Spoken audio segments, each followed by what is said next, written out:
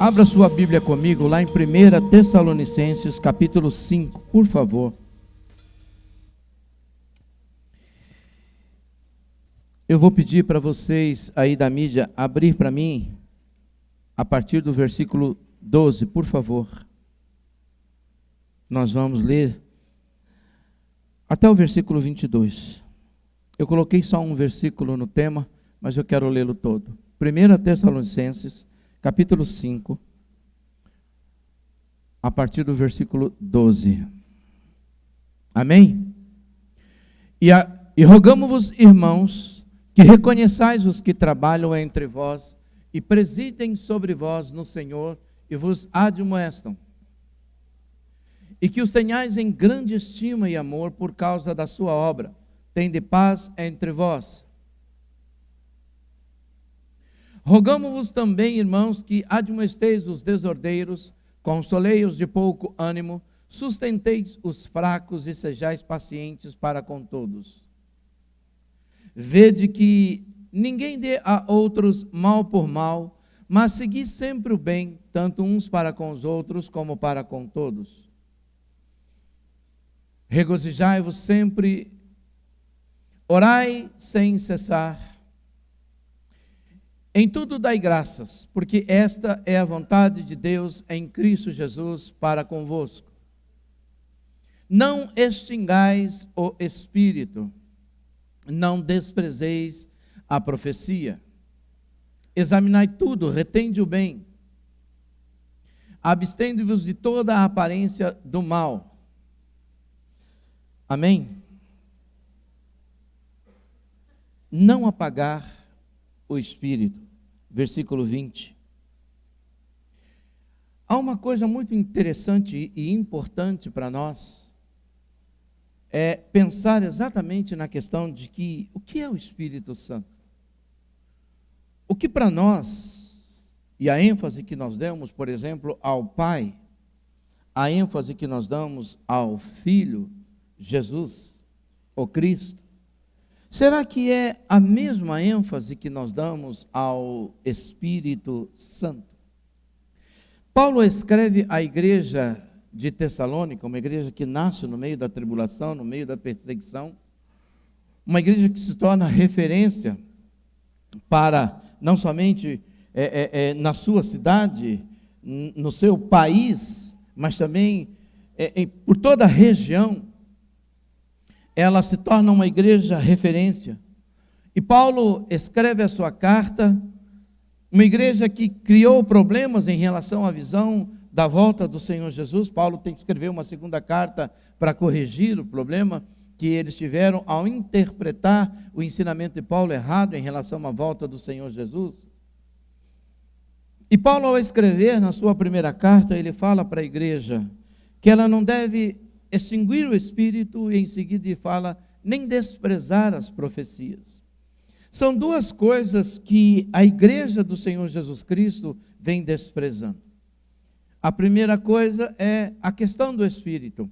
E eu não falo desprezar no sentido de ignorar a existência do Espírito. Não, não é isso.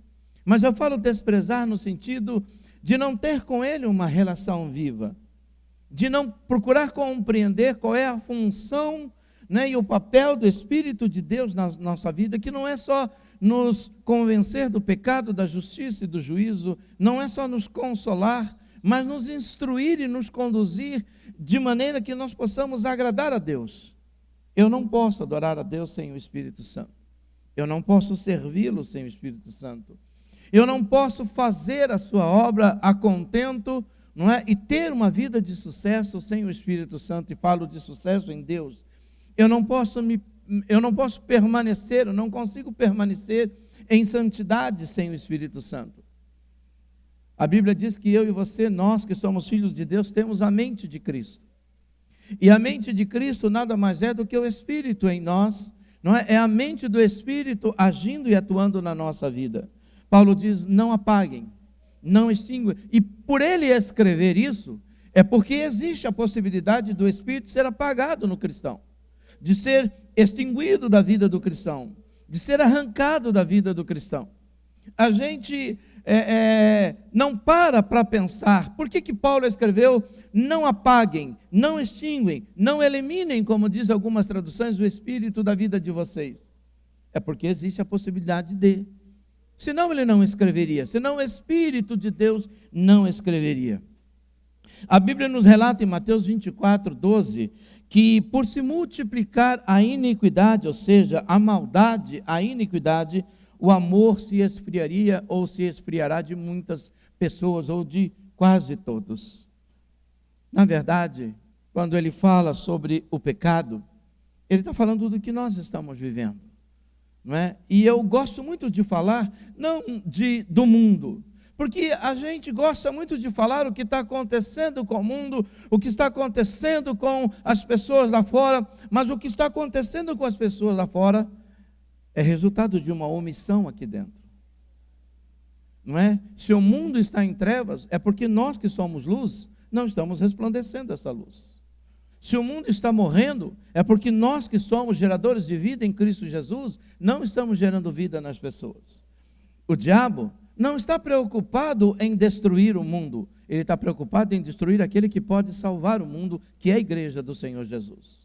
O diabo não está preocupado em paralisar as pessoas lá fora, mas ele quer paralisar aqueles que podem desfazer em Cristo Jesus, porque Jesus veio a este mundo para desfazer as obras do diabo, e eu e você somos os elementos de Deus para desfazer essas obras, para implantar essas obras de Deus na vida das pessoas, destruindo e desfazendo toda a obra do mal. Mas como que a gente faz isso? Quando a própria igreja, não é? Ela faz 2, 3 alianças. Eu falo igreja ou crente, não é? Nós parece que nos conformamos com o mundo. Paulo, escrevendo aos Romanos, ele diz que nós não devemos nos conformar, e isso significa não tomar a forma do mundo, não estar feliz com as coisas que o mundo faz. Nós não temos associação nenhuma com o mundo, nós não temos absolutamente nada com ele, não é? E nós precisamos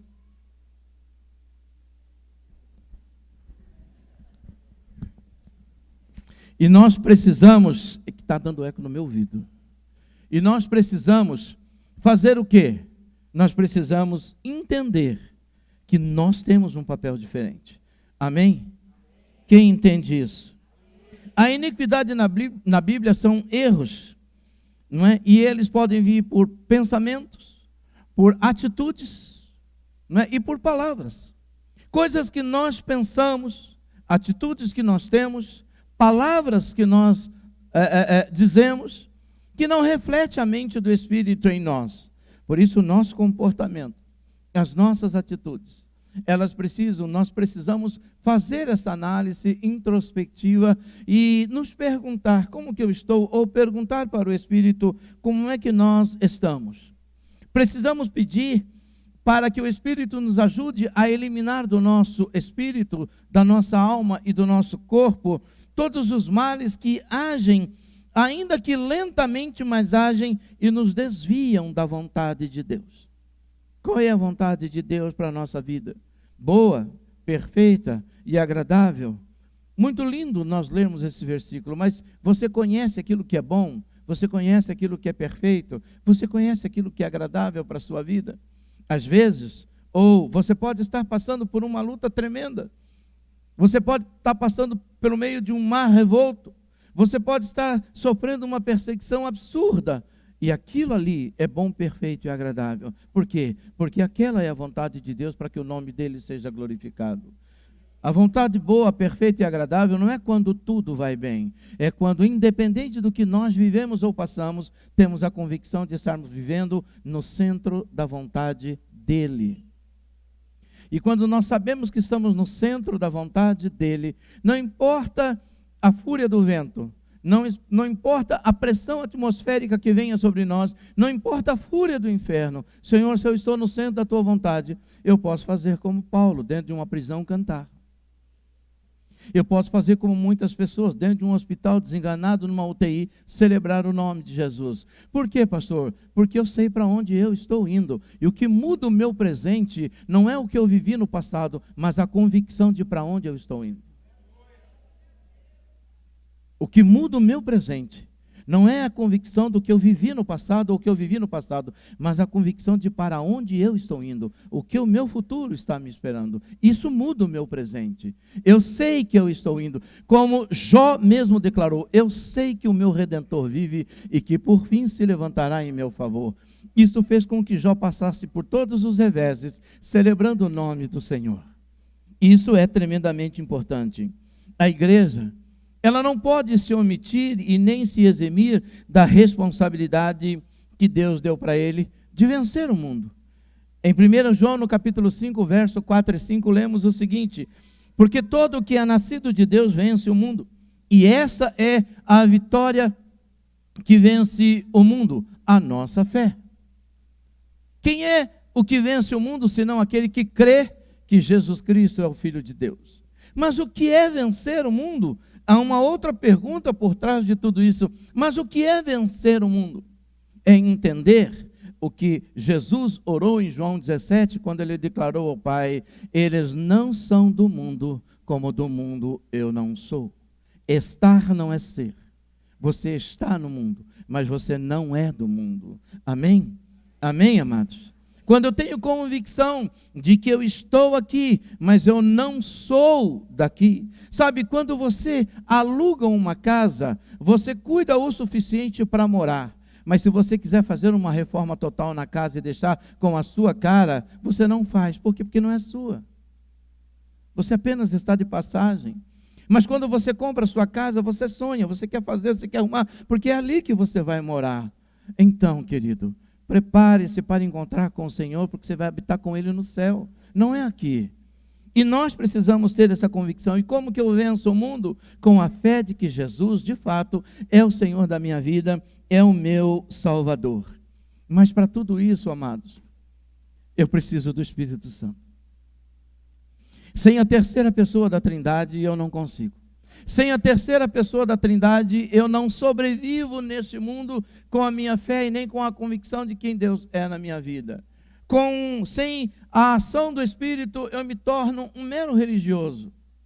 A religião, mais do que me ligar a Deus, ou religar o homem a Deus, a religião religa o homem ao próprio homem. Ele pode mudar um pouquinho a sua convicção, mas a religião não muda a sua vida. A gente tem muitas definições para a palavra religião, mas uma das que eu mais gosto é exatamente essa, que a religião, ela liga ou religa o homem ao próprio homem e nunca a Deus. Porque a religião é um ativismo. Agora, vida com Deus, isso é vida, isso é ar, isso é atitude, isso é relacionamento, isso é profundidade. Isso é uma vida que passa por um processo de transformação, por uma metamorfose espiritual todos os dias. Não é? Aquilo que eu fui ontem eu não vou ser mais hoje, porque ontem o Espírito já me revelou que isso não é para mim, e eu vou mudando, eu vou evoluindo, eu vou crescendo na graça e no conhecimento, tanto diante de Deus, quanto diante das pessoas. As pessoas precisam ver que eu mudei. Quando o menino Jesus estava crescendo, as pessoas percebiam que ele crescia, tanto em graça e em conhecimento, diante de Deus e diante dos homens. Muitos não perceberam que ele era o Messias. Sim, porque o pecado cega. Mas aqueles que esperavam, estavam abertos para Deus, eles perceberam. O que você tem lido, o que você tem percebido, o que você vem percebendo, não é, do agir de Deus nesses dias? Falamos muito de avivamento. Tivemos agora um avivamento lá em Kentucky, nos Estados Unidos, Asbury. Que coisa linda, mais de 150 horas. Chegou a 175 horas de adoração. Pastor, o que é esse avivamento? O que é esse fogo do Espírito que está acontecendo?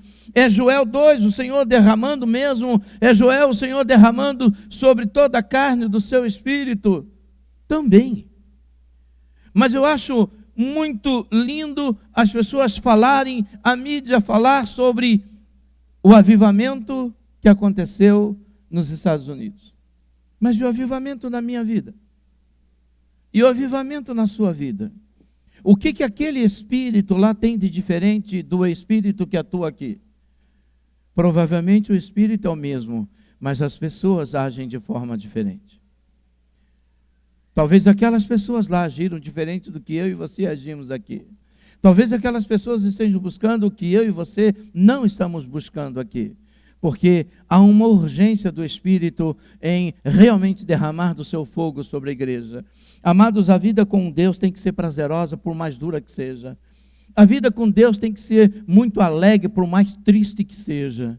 A vida com Deus tem que ser muito feliz, por mais infeliz que seja. E quando eu falo isso, falo de situações. A Bíblia diz que eu devo me alegrar no Senhor, que a alegria do Senhor é a minha força, não é? Neemias, quando estava fazendo a reconstrução do povo no templo, dos muros de Jerusalém, ele diz, a alegria do Senhor é a nossa força. Então uma igreja entristecida é uma igreja enfraquecida, porque essa tristeza não vem de Deus, porque de Deus vem a alegria. Mas como que eu perdi tudo isso? É aí que está o grande X da questão. A pergunta que nós temos que fazer para nós é, não é o que eu estou fazendo para Deus, mas o que é que eu estou permitindo Deus fazer na minha vida? O que é que eu estou permitindo a Deus a fazer na minha vida? Abrir a minha mente, mudar. Ah, mas eu já sou velho, eu já tenho 400 anos, eu não tenho mais nada para mudar. Será que Abraão pensava assim? Será que Noé pensou assim quando Deus pediu para ele construir a arca? Será que os homens lá no passado pensaram assim? Ah, mas eu sou muito novo, eu tenho que aproveitar a minha vida, o senhor precisa entender que eu sou novo demais. Será que José pensou assim, quando ele teve um sonho, recebeu uma visão e passou pelo que ele passou, a partir dos 17 anos de idade até os 30? Ser vendido pelos irmãos, jogado em um poço, ser injuriado, um jovem, uma criança, um menino. Será que Davi pensou assim quando Samuel o ungiu e ele então achando que tudo ia ficar melhor na vida dele, levanta-se o rei para persegui-lo, lançando lança e querendo matá-lo? Será que João pensou assim quando ele começou a seguir Jesus, que ainda era um menino, um moleque? Será que Timóteo pensou assim, que era um jovem quando começou a servir ao Senhor? Sabe, amados, quando o Espírito quer usar a nossa vida, Ele não pergunta a nossa idade. Ele pergunta se nós queremos. E quando a gente quer, então Ele faz. Para que eu não apague o Espírito, pastor, o que eu preciso fazer? A primeira coisa eu preciso ter, não é consciência. Nós precisamos estar cientes do pecado e da importância do arrependimento. Quando nós não temos consciência do pecado e da necessidade, da importância do arrependimento, a gente leva uma vida ao léu. A gente acha que nós não erramos, nós não pecamos mais. Mas João, quando ele escreve na sua primeira carta, no capítulo 1, versos 6 ao 10, ele diz assim, se dissermos que mantemos comunhão com Ele e andarmos nas trevas, mentimos e não praticamos a verdade. Se andarmos na luz como Ele na luz está, mantemos comunhão uns com os outros e o sangue de Jesus, seu Filho, nos purifica de todo pecado.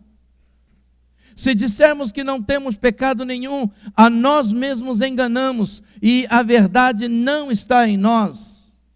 Mas se confessarmos os nossos pecados, Ele é fiel e justo para nos perdoar os pecados e nos purificar de toda a injustiça. Se dissermos que não cometemos pecado, fazemos dele, Deus, um mentiroso, e a sua palavra não está em nós. Nós pecamos, nós não somos pecadores, nós somos pessoas santas que por vezes pecam, mas se eu peco, eu preciso sim confessar. A igreja precisa confessar, você precisa confessar os seus pecados. O que você faz para Deus, Ele só agrada a Ele quando Ele sabe o tipo de coração que você tem, o tipo de vida que você leva.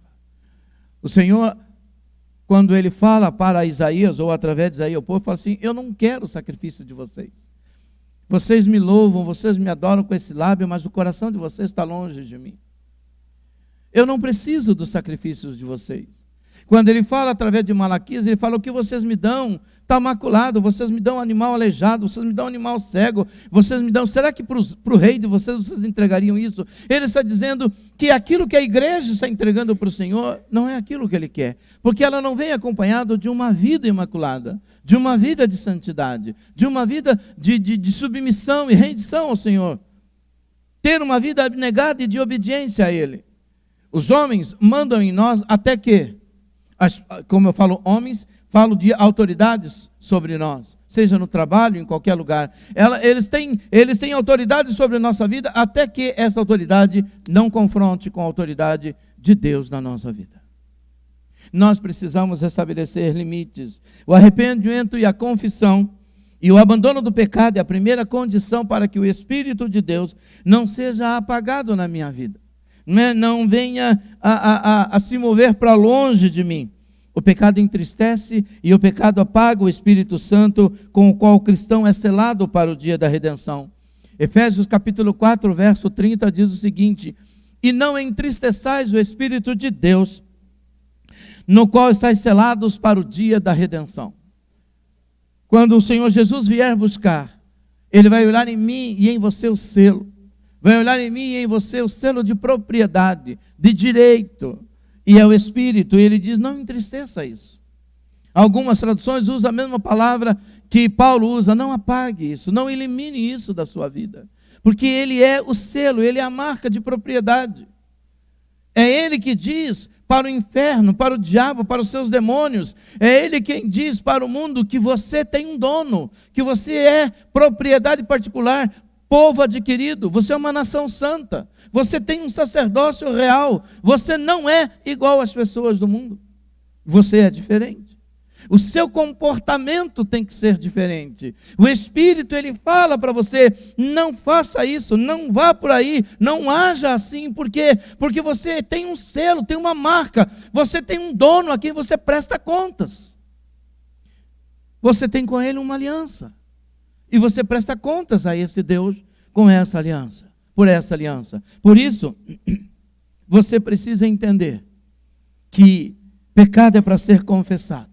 Não é para ser esquecido, mas antes de ser esquecido, ele precisa ser admitido, confessado e abandonado, para que eu e você sejamos justificados pelo sangue do Cordeiro. Amém? Quem recebe essa palavra, amém? A segunda coisa para não apagar o Espírito Santo é entender a necessidade de ser cheio do Espírito Santo.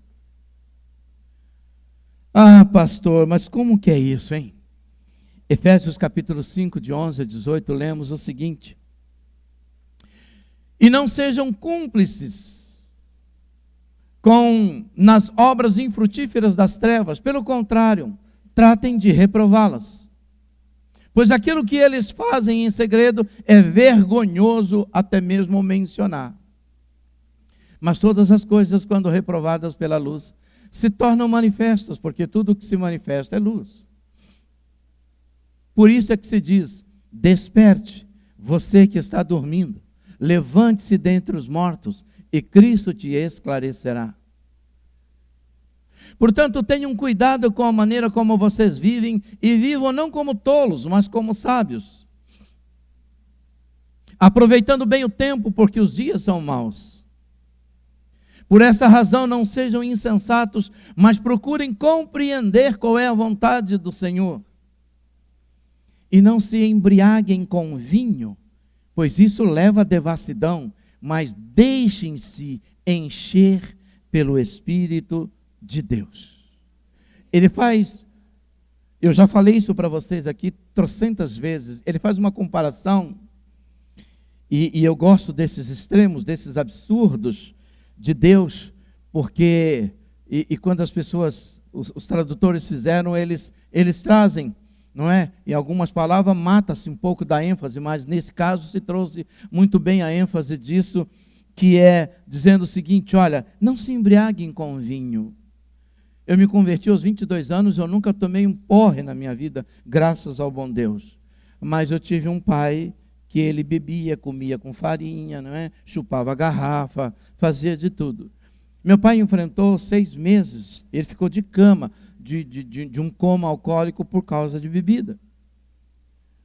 E eu sei muito bem o que é uma pessoa embriagada. Porque o meu pai teve bar, eu cuidei ainda moleque do bar do meu pai. E você vai ver que a bebida, ela tem nível, não é? O cara, e é interessante, porque ela age sempre contrária ao seu temperamento. O cara que quando ele é muito calado, ele não fala nada, e ele toma um porre, ele fala até pelo dedão do pé. O cara, quando ele é muito covarde, muito medroso, não é? Quando ele bebe, ele fica valente demais, sai dando tiro, sai dando paulada, e ele é o valente. Mas quando o cara é valente, ele fica... É sempre o contrário.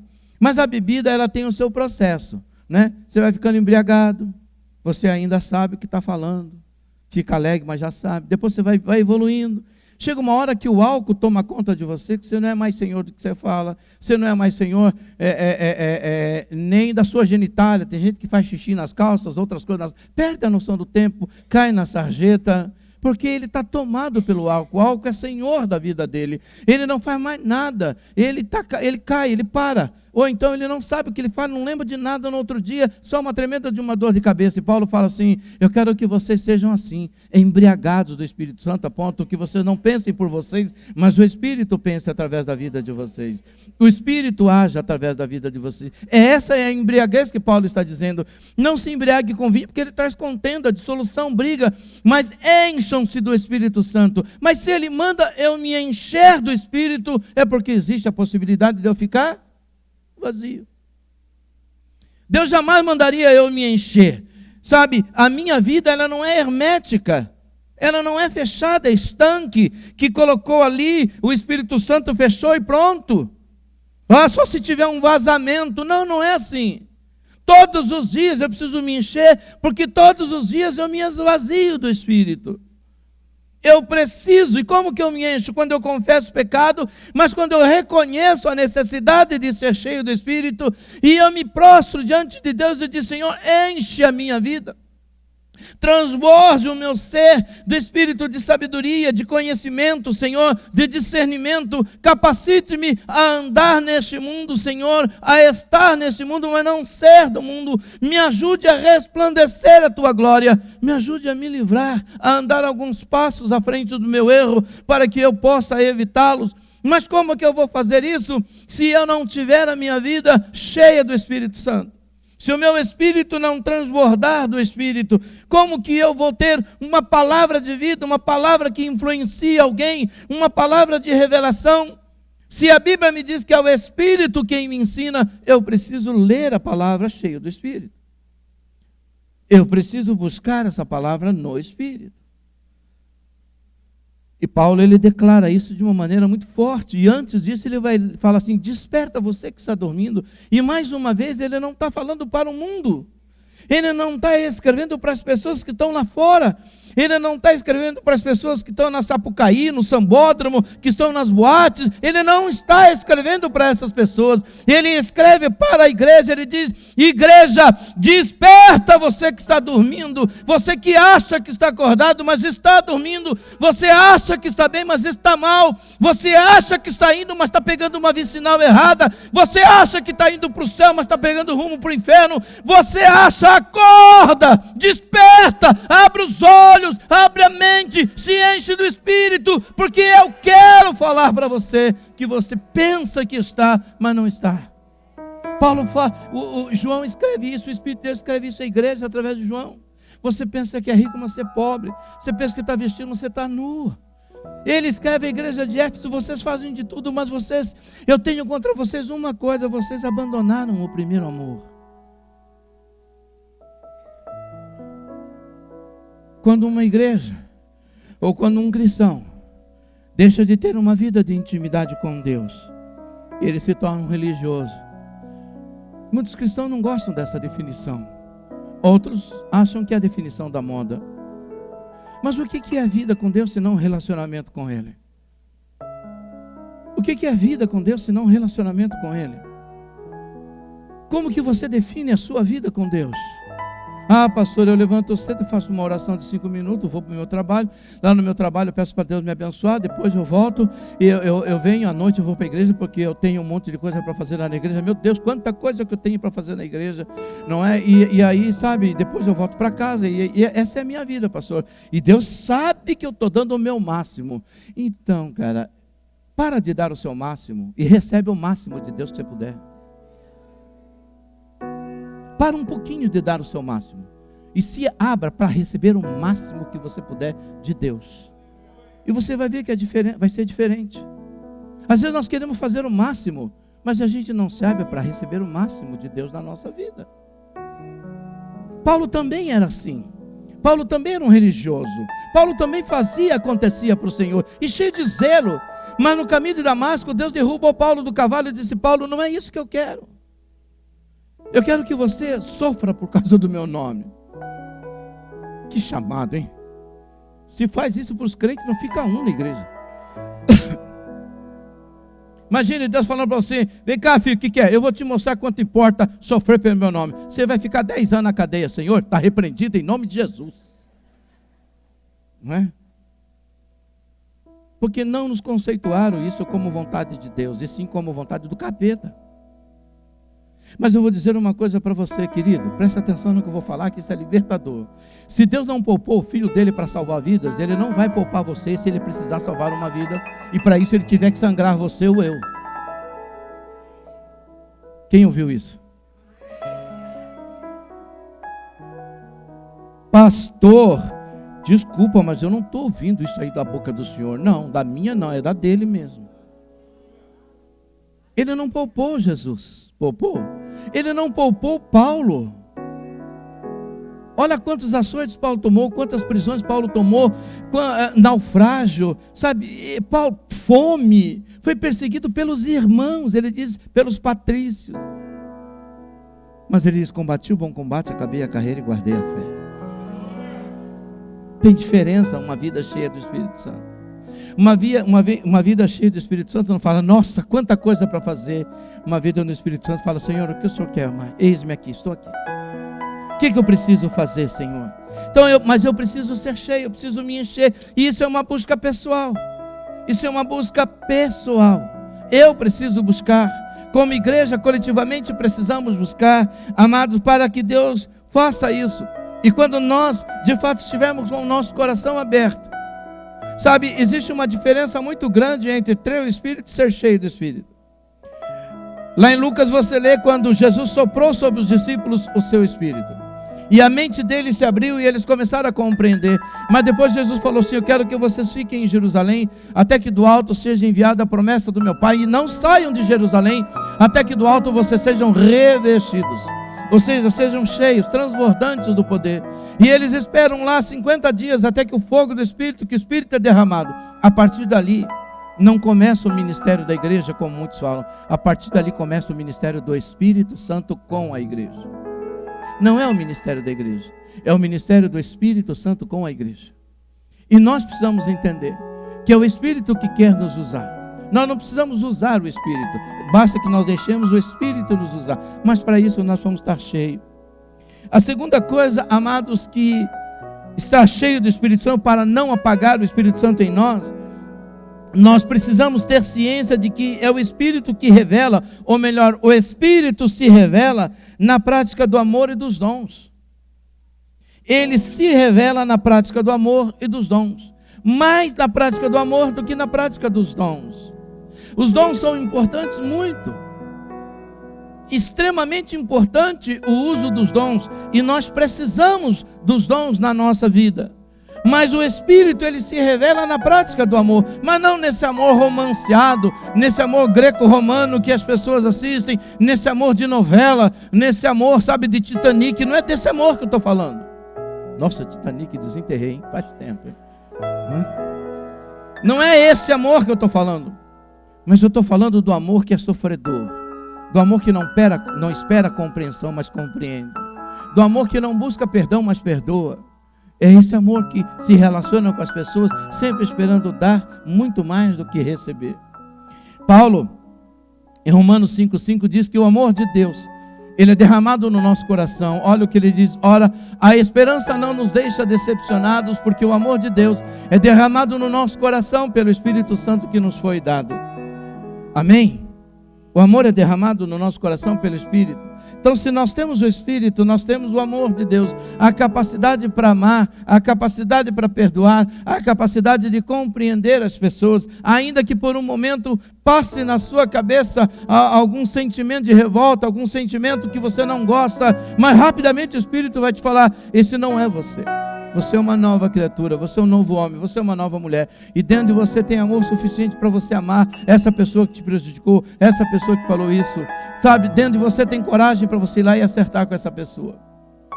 Eu estou falando isso, mas está servindo para mim. Nós precisamos disso. Nós necessitamos disso. Olha o que diz em 1 Coríntios capítulo 13, versículo 4 em diante, 1 até o 4, do verso 1 até o 4. Ainda que eu fale as línguas dos homens e dos anjos, se não tiver amor, serei como bronze, que soa, ou como símbolo que retine.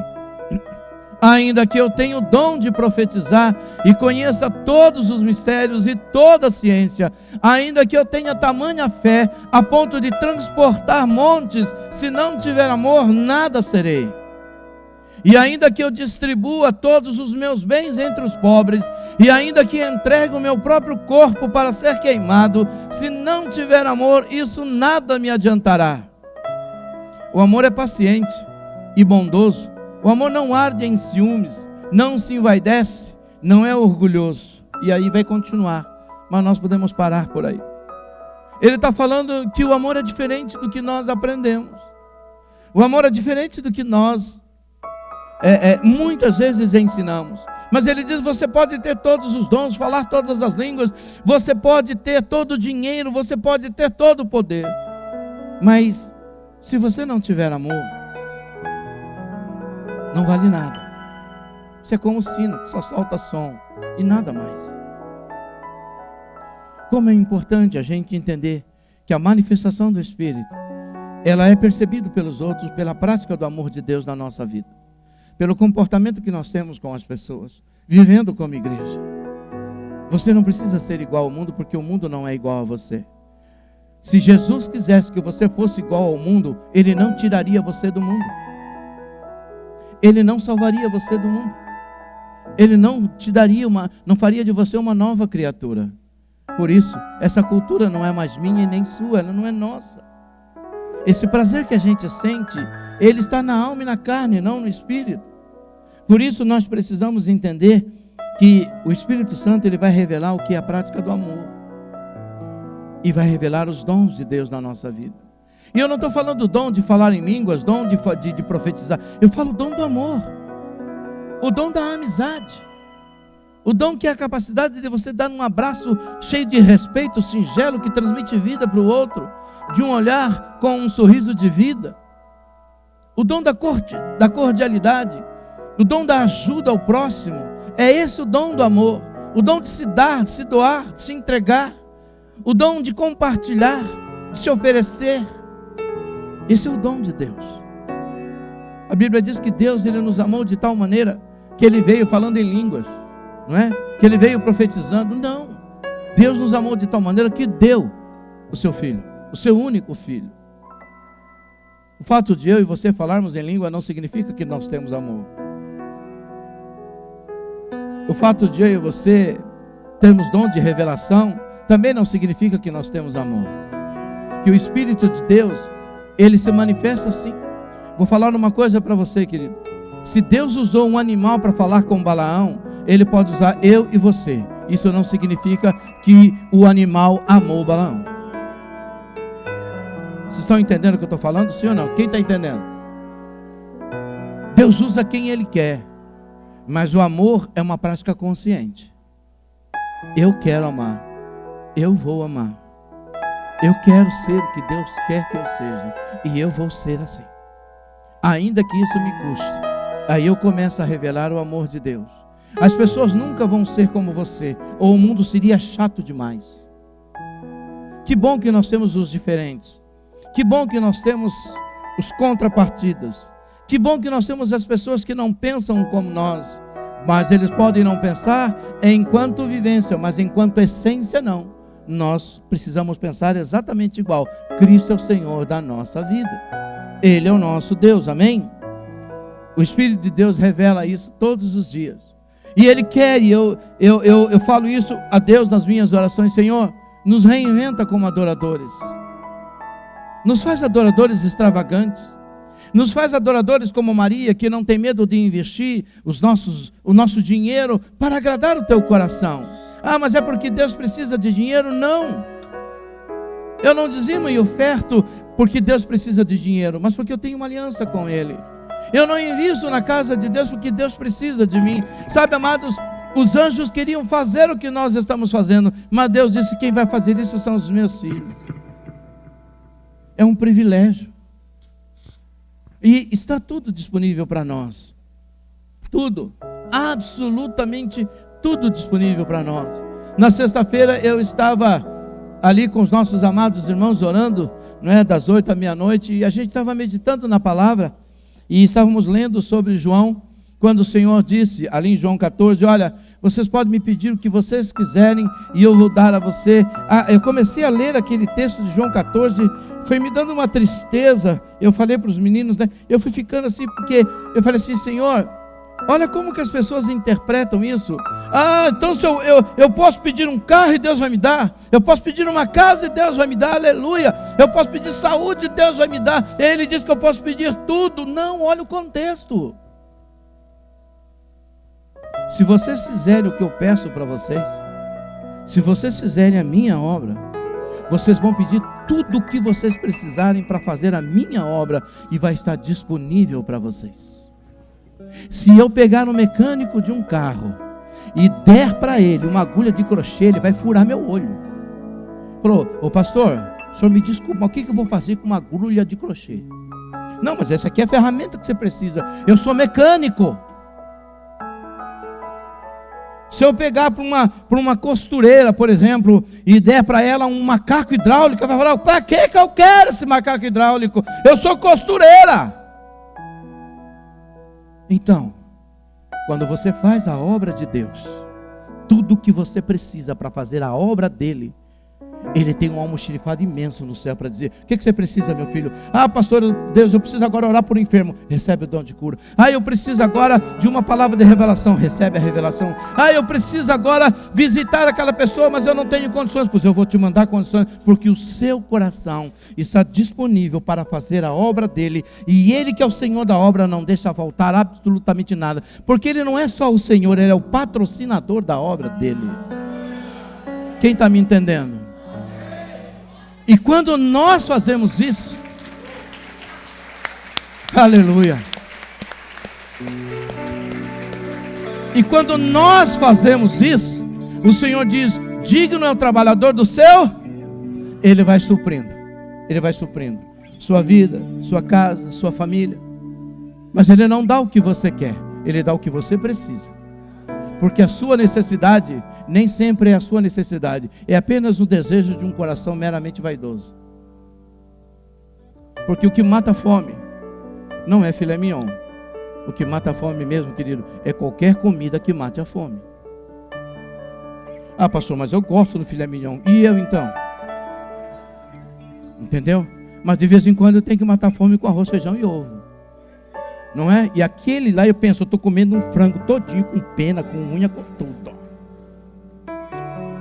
Deus, Ele supre as nossas necessidades, mas também concede os nossos caprichos, porque Ele faz infinitamente mais do que tudo quanto pedimos ou pensamos.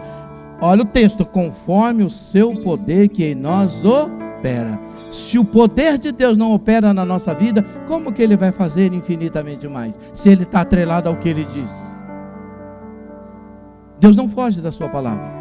Ele pode fazer infinitamente mais do que tudo quanto pedimos ou pensamos, segundo o seu poder que em nós opera. Olhe para você, qual é o poder que está operando em você? É o de Deus, então Ele vai fazer infinitamente mais. Que é o poder que está operando em você? É o da carne, então Ele não vai fazer nada.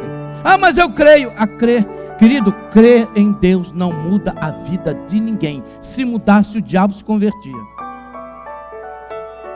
Porque ninguém crê mais em Deus do que o capeta. Sim ou não? Não basta crer, tem que obedecer, tem que se entregar, tem que se render, tem que ouvir, tem que fazer. Pastor, quando Jesus nos chama para quê? Para morrer. Jesus chama todo mundo para morrer. Pastor, eu não estou entendendo. Não, você está entendendo sim. É que você não quer morrer. Faça morrer, pois, a sua natureza. E não é Ele quem mata, é você que tem que morrer. Qual é a sua natureza? Terrena. Sabe aquelas vontades? Não precisa me falar. Você tem que crucificar tudo isso. E conforme você crucifica o velho homem, o novo se refaz para o pleno conhecimento daquele que nos salvou. Aleluia. Glória a Deus. Amém. Aleluia. Querido, eu quero desafiar você nesse mês que nós estamos vivendo, o mês do Ativados. Eu quero que Deus ative você ainda mais, para que você seja um influenciador. Eu falei aqui na nossa primeira ministração do ano, não de fevereiro, que foi o pastor Felipe quem pregou, que talvez você siga algum influencer nas redes sociais. Eles são tão vazios dele mesmo, eles não têm nada. E nós podemos ser os maiores influencers. E o que você faz na sua rede? Você troca a foto, não é? E o mais incrível é que você coloca uma foto lá, e aí você abre para... Isso é um absurdo. Você coloca a sua foto lá, você coloca para comentários, aí vem uma pessoa, fala mal da sua foto, e você fala assim: esse é o capeta. Se você põe a sua foto na rede, é porque você quer ser visto. Se você abre para comentário, porque você quer que alguém fale alguma coisa, mas você esqueceu de colocar lá, só fale bem. A gente quer se expor, mas não quer ouvir o que precisa. Quem está me ouvindo? Ei, se encha do Espírito Santo e seja o influencer que Deus quer aqui na terra. Nós precisamos influenciar. Olá, meus queridos, eu quero agradecer a todos por estarem conosco nos nossos cultos online, mas eu quero lhe fazer um convite muito especial para que você esteja conosco nos cultos presenciais, aqui na Avenida Cruzeiro do Sul 360, e eu tenho certeza que você vai amar estar com os irmãos, conversar, se relacionar. Eu garanto para você que é um momento muito especial de comunhão, de palavra, de louvor, de adoração ao nosso querido Deus. E eu quero também lembrar a todos a nossa quinta profética, que tem sido assim, gente, não tenho palavras para dizer o que é a quinta profética. Venha para você experimentar, porque é bom demais, é tudo de bom a quinta profética. E você também pode nos acompanhar aí nas mídias, nas redes sociais, e eu tenho certeza que você vai encontrar algo que vai lhe agradar, que vai lhe abençoar, que vai te trazer um novo alento para a sua vida. Então venha conosco participar dos cultos, porque, gente, é muito bom, é bom demais. Deus os abençoe. Um beijo para todos.